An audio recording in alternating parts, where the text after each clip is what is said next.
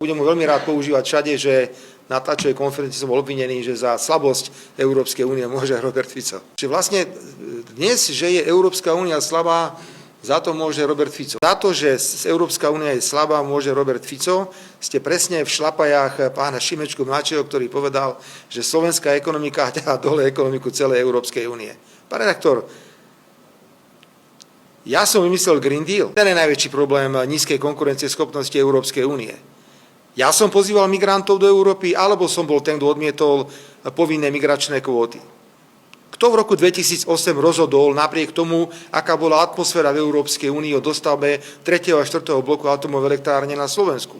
Prinútil som vtedajších majiteľov, teda tých talianských 66%, aby tak urobili. Ale nechcíte odo mňa, aby som so všetkým súhlasil, čo sa v Európskej únii povie. Budem mu veľmi rád používať všade, že na tlačovej konferencii som bol obvinený, že za slabosť Európskej únie môže Robert Fico.